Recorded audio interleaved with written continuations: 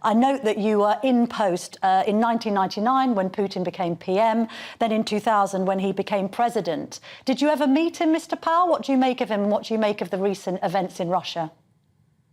Absolutely, yes, we did meet him. Tony Blair decided to be the first person actually to go and meet Putin when he was running for president in 1999. And we went to St. Petersburg, where Putin really pushed the boat out. He took us to see where he'd grown up in a rather squalid block of flats. He took us to the Peterhof, the palace of Peter the Great, and he took us to an opera where the French flag was trampled underfoot, which we very much enjoyed. So yes, we went to see Putin. He seemed like, after Yeltsin, a very normal Russian leader. Yeltsin had been a rather extraordinary character. The first time Tony Blair met him, he gave him a bear hug, which Tony thought was nice, until he didn't let go of him after a minute or two.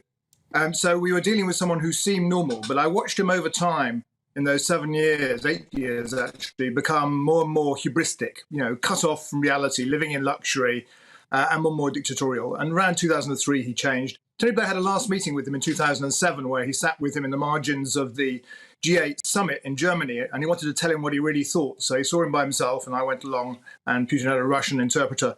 And I have to say, he complained about killing people on our territory using nuclear material, about his autocracy, and Putin gave it back with two barrels. He was not apologetic at all. He was very, very tough and rough. And at that stage, I think he had become what he is today. And what's your instinct about the effect of this attempted coup on his popularity and indeed longevity at the Kremlin? I mean, Prigozhin doesn't need to have been successful to have significantly weakened the Russian president. Are we entering the end game here, do you think, Jonathan? I think it's early to tell exactly what the consequences of this are, because we don't know exactly what happened and how. But I think a couple of things are clear. Firstly, that it's not over. The Prigozhin still will hope he can have a future in Russia. He'd hope to become a leader himself in the future, and I think he still maintains that hope. And secondly, it's clearly weakened Putin. Putin had looked invulnerable. Now that invulnerability has been pierced, and that means there'll be others in the elite who've been waiting their time, who'll be looking for a chance. So I do think this has changed the equation as far as Putin is concerned. He no longer looks like he's going to be there forever. He's getting on a bit in years now. He's very cut off. And so that could be the beginning of the end. When we look back, this may be what we say tipped it over. Just bring it back to Labour matters now.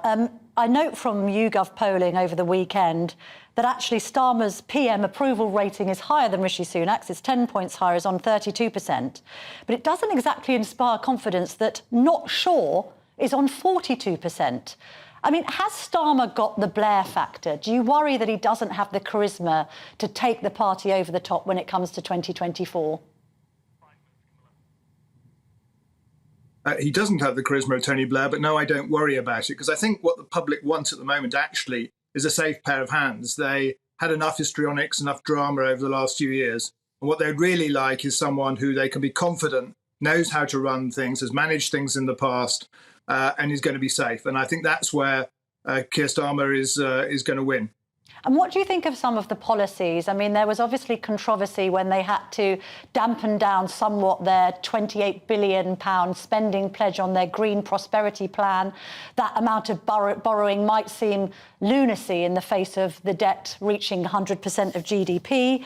They've also got this plan about, removing the tax breaks from private schools. They're talking about an Orgreave inquiry, which I wouldn't imagine is at the top of many people's to-do list, even if they are Labour voters. Have they got the right policies? What would you advise Starmer to do differently? Well, I would advise him to do what we did, which was to be very cautious on the economic front. Traditionally, the public are very suspicious of the Labour Party on economic policy, because historically we didn't do very well with it. So if you remember, what we did in '97 was we stuck to Ken Clarke's spending plans for the first 2 years. It was a big problem for us because it gave us no room to put more money into the public services. But I'm sure it was the right thing to do because it reassured people that we were safe economically. So if I was advising Keir Starmer, which I'm not, I would tell him that he should focus on showing that economic stability. And I think with his Shadow Chancellor, he's got someone who really does inspire some confidence. So his number one task is to do that. The second thing I would advise him to do is not to have too much detail on policy. People don't expect much detail. They don't pay a lot of attention to the detail of policy. What they're interested in is a general sense of where you're going. What's this guy like? What's he going to do? And having that sort of vision, I think, is the key thing that he needs to set out. Is he also right this week to rule out tampering with the top rate of tax? I mean, it's quite hard for his deputy, Angela Rayner, to keep banging on about the top 1% if Keir Starmer isn't going to do anything about it. I mean, I know they've talked about windfall taxes and they seem to have spent that money several times over, but what about the top rate of tax?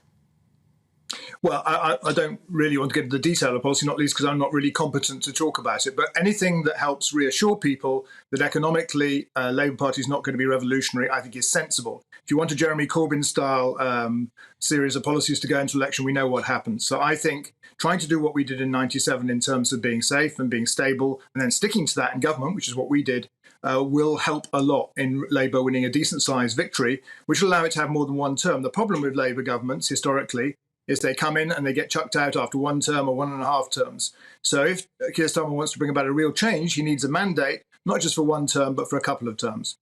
The other problem, isn't it, for Labour, is that if they do take power in 2024, they've got a very difficult in-trade to deal with. And as you say, they might not be given that time. How do they handle that? How do they handle their inheritance?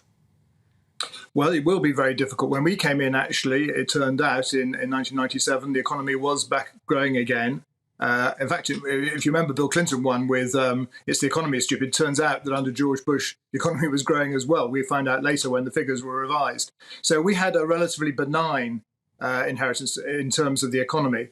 This is going to be much more difficult because this government has trashed the economy in a really serious way, plus the international impact that's affecting all of us. And so any incoming government is going to have to be very cautious economically, going to have to reassure people and going to have to rebuild. And there won't be much scope for adventurous policies, I don't think.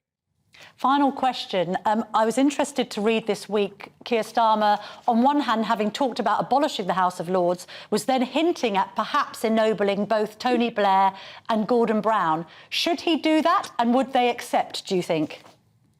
I have no idea if they'd accept, but I would point out that Tony Blair did not have a dissolution honours list. He did not put people in the House of Lords. The memory of the lavender list from Harold Wilson's days is still very prevalent. What Boris Johnson did, frankly, is pretty scandalous, to be honest. And so I think less of that would be better. I think, as far as I could tell from the newspapers, what they were talking about is if they come into government and the House of Lords frustrates them because so many Tory peers have been made, so many Liberals and others, then they wanted to have the numbers. I personally would be in favour of abolishing the House of Lords, not reforming it. Having two different mandates is a really serious problem for our democracy. But in principle, Lord Blair, is that something that appeals? It doesn't appeal to me. I have no idea if it would appeal to him.